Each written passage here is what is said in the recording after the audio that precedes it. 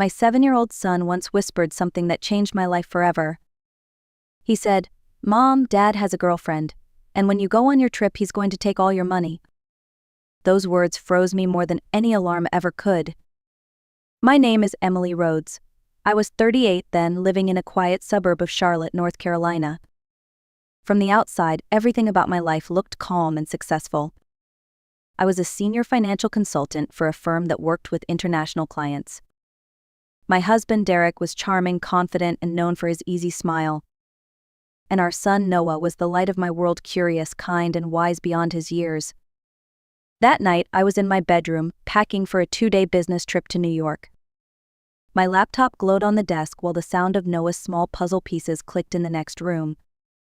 He had been quieter than usual lately. I assumed he was sad about me leaving. When I finished folding a white blouse, I called out, "Remember, honey, you'll be with Daddy for 2 nights, okay?" There was no answer, just the faint sound of him shifting on the carpet. Later, when I tucked him in, Noah didn't let go of me. He lay there, his little head resting on my chest, silent for a long time. The air was soft, peaceful. Then he said it. "Mom," he whispered, "Daddy has a girlfriend." At first I laughed a little, thinking it was a misunderstanding. But then his next words hit harder. He told her that when you go on your trip, they'll go to the bank. He said they'll do something with the money. I felt my breath catch. "What did you hear exactly?" I asked, trying to sound calm. Noah said he told the lady they'd have 3 days to get everything done. He yawned, as if unaware that he had just shattered something inside me. After he fell asleep, I sat by his bed, frozen. My mind raced between disbelief and fear. Was it possible that Derek, my husband, my partner, was planning something behind my back? I tried to reason with myself, but the tone in my son's voice still echoed in my head. A warning so pure and innocent that it couldn't be ignored. That night, I didn't sleep. I sat in the dark, listening to the ticking of the clock, realizing that sometimes the truth doesn't arrive in anger or thunder. It arrives in a whisper from a child who doesn't yet know the weight of what he's saying. By 3 a.m, I was still awake. I sat at the kitchen table with a cup of coffee that had gone cold. The steam long vanished, but my thoughts boiling over. The words of my son replayed again and again in my head. Something inside me refused to dismiss them as a child's imagination. I opened my laptop and started searching through old emails. Weeks earlier, Derek had asked me to sign some documents while I was recovering from surgery. He'd brought them to my bedside, kissed my forehead, and said, "It's just an update to our insurance, baby, nothing serious." I had been weak and groggy then, barely able to hold a pen. I trusted him completely. Scrolling through the files, I found the one that changed everything. The title read, "General Power of Attorney, Full Authority." My stomach dropped. I opened it, and the legal text confirmed my worst fear. I had unknowingly given Derek full control over my assets. He could sign documents, sell property, and move money on my behalf. And all it would take was his signature and a single claim that I was unavailable. The more I read, the sicker I felt. How could I have been so careless? But it wasn't carelessness, it was trust. And he had turned that trust into a weapon. By dawn, the city outside was waking up. Birds chirped, cars started, people brewed coffee to face another normal day. But my day had already split in two, the life I thought I had, and the one I was just beginning to see. At 8 a.m., I made a call to someone I hadn't spoken to in years. Rachel Whitman, an old college friend turned attorney. When she answered, my voice shook. "Rachel, I think my husband is trying to steal from me." She asked me to come in right away. Her office was in a small brick building downtown, warm but serious. I handed her the printed documents. She read them silently, line by line, before looking up. "Emily, this isn't an insurance update. This is a full power of attorney. With this, he can do almost anything in your name. If he claims you're mentally unfit or unreachable, he can move assets, close accounts, even sell your house. I felt my heart pounding in my ears, and he can do it without me here." "Yes," she said softly. "If you leave town, that's the perfect window." Rachel leaned forward.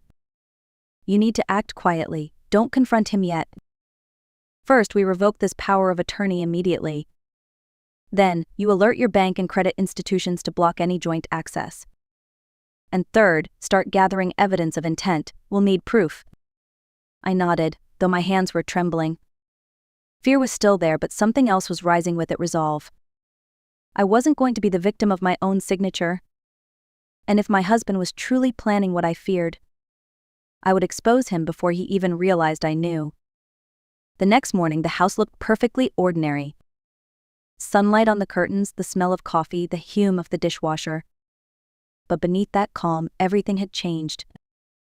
I watched Derek from across the kitchen island, studying every movement as if I were seeing him for the first time.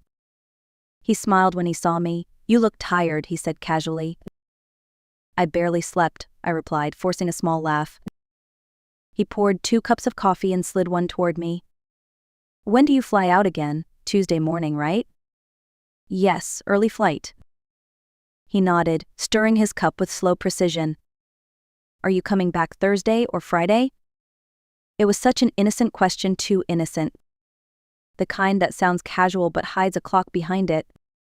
I sipped my coffee and lied. "Friday evening." "Perfect," he said, and smiled. That smile, soft, confident, rehearsed, was the confirmation I didn't need but already knew. For the rest of the day, he acted like a perfect husband. He cooked dinner, laughed at Noah's stories, even offered to help me pack. But every kind gesture felt scripted, like a performance designed to keep me calm until I left. That afternoon, while Derek ran an errand, I drove to Rachel's office of N.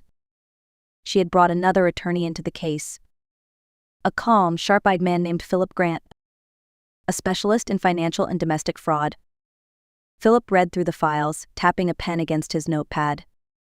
"Your husband is in a powerful position," he said finally. "With this document, he could transfer your property, drain your accounts, and even claim you're incapacitated. If he acts while you're away, it could take weeks to reverse." I clenched my hands in my lap. "Then we stop him now." Philip nodded. "We will, but we'll do it quietly. If he suspects anything, he'll rush his plan. We'll revoke his authorization, notify the bank, and monitor every move he makes. Let him think everything's normal." When I got home that evening, Derek was waiting in the living room, 2 glasses of wine already poured. He smiled again. "You're tense, Em. Is it work?" "Yeah," I lied, "just work." He touched my shoulder gently. "Relax, baby. Everything's going to be fine." But the way he said it sent chills down my spine. It wasn't reassurance. It was a promise from someone who believed he'd already won. By Monday night, my decision was made. I was not flying anywhere. I was going to stay close, hidden but close. Rachel and Philip had arranged everything. I would pretend to leave for my trip while they watched Derek's every move. If he acted, we'd have proof. That evening, I packed a suitcase with nothing but old clothes and papers. Enough to make the act believable. When Derek saw it by the door, he smiled, satisfied. "You're all set?" "Yes," I said lightly, "just need to check in for my flight." He nodded, taking a sip of wine. And I noticed how calm he was, too calm for someone who was supposedly losing sleep over work. The next morning, while he was still asleep, I drove to a small townhouse Rachel had rented for me under her firm's name. It was only a few miles away, but it felt like a different world, quiet, discreet, and safe. Philip was already there, setting up his laptop and connecting to the bank's security system. Through legal channels, he had arranged access to the branch's public footage and set up a live monitor on my home's security cameras. Every angle, every motion, every time Derek stepped outside, we would see it. "Once he realizes you're gone, he'll move fast," Philip said. "He'll think this is his window of opportunity. And that's when we'll catch him," I replied. By noon, I received the first text. "Hey sweetheart, did you board?" I didn't reply. Another came 30 minutes later. "Everything okay? Let me know when you land." He was checking to make sure I wasn't nearby. At 9:15 a.m. the next morning, the footage lit up. Derek appeared on the bank camera, wearing his gray suit and carrying a black folder under his arm. His stride was confident, like a man sure the world was on his side. Outside, a woman sat in a silver car. Her name was Chloe Sanders. The mistress, the partner in his crime. Philip adjusted the sound. We could hear bits of conversation through the bank's ambient microphone. Derek's voice was low, firm, almost polite. As the legal agent for Emily Rhodes, I'd like to access and liquidate the funds from her personal account. The clerk checked the screen, frowned slightly, and excused herself. Moments later, a branch manager walked over. Sir, this authorization was revoked yesterday. Your access as a cosigner has been removed. What? Derek snapped. That's impossible. I'm sorry, sir. The system shows it clearly. He started raising his voice. You don't understand. I have full authority. The manager calmly pressed a small button under the desk. Security guards began to approach. Outside, Chloe stepped out of the car, looking nervous. Through the glass door, we could see her pacing. They said she revoked it, Derek hissed when he met her outside. She can't be, she was supposed to be gone. Philip clicked stop on the recording. That's it, he said quietly. We've got them. I stared at the screen, my heart pounding. I didn't feel triumph, just a quiet, exhausted kind of grief. The man I once loved had just exposed himself completely.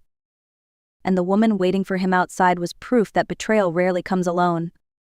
The hours after the bank incident felt endless. I stayed in the safe house, staring at the muted video feed. Derek's face when the manager told him the authorization was revoked replayed in my mind again and again.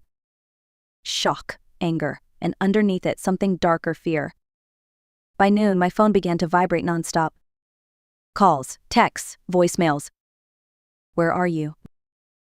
Why did you do this? We need to talk right now. I didn't answer a single one. Every message was another piece of evidence that would soon become part of the record. Philip sat across from me, typing notes on his laptop. Let him talk himself into a hole, he said. And whatever you do, don't show emotion. You're winning by staying silent. But it wasn't easy. Silence can be louder than screams when you love the person on the other end.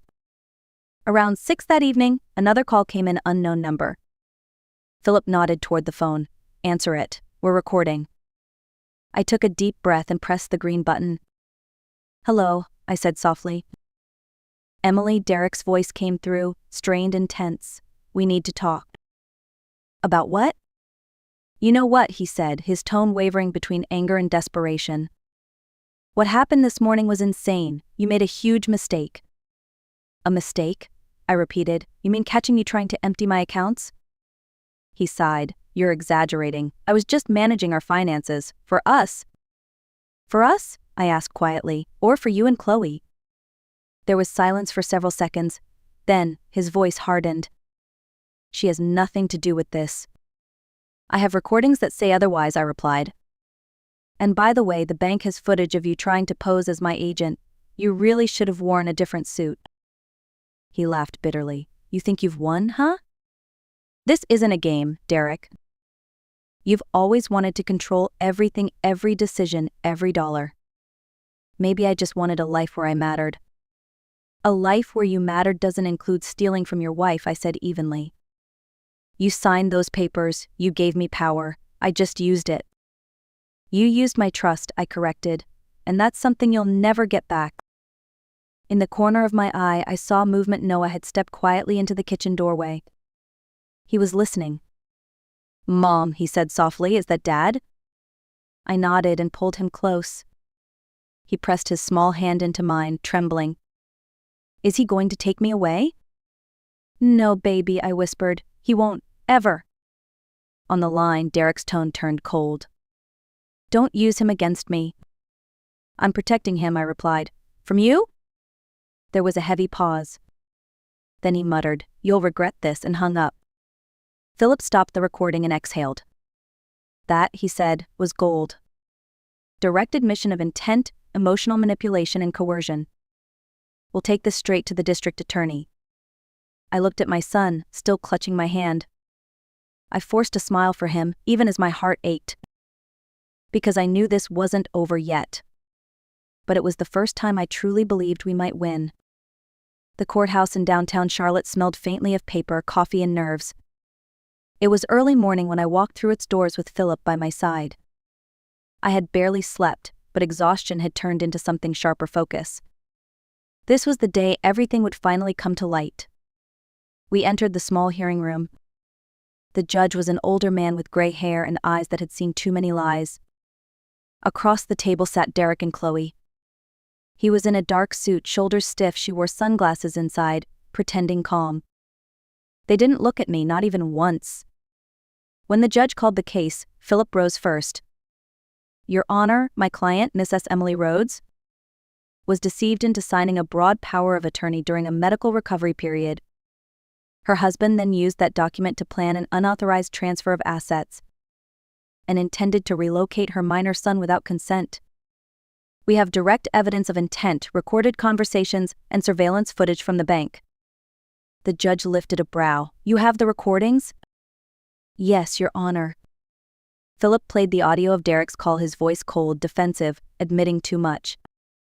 Then the footage appeared on the monitor, Derek at the bank counter. His face pale when told his access was revoked, Chloe pacing nervously outside. The room fell silent except for the faint buzz of the speaker.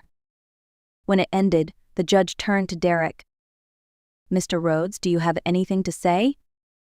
Derek stood, his hands trembling slightly. This is all a misunderstanding, he said. She's been under stress, unstable. I was only trying to manage our finances responsibly. The judge stared at him over his glasses. And your companion, Miss Sanders? Chloe shifted uncomfortably. I was just helping. Helping with what? The judge pressed. She said nothing. I rose to my feet. Your Honor, I said clearly, I trusted my husband. He brought me papers when I could barely hold a pen, and I signed them believing they were for insurance. While I healed, he planned to erase me. But my son, my 7-year-old, heard what he wasn't supposed to. He warned me, and that warning saved my life.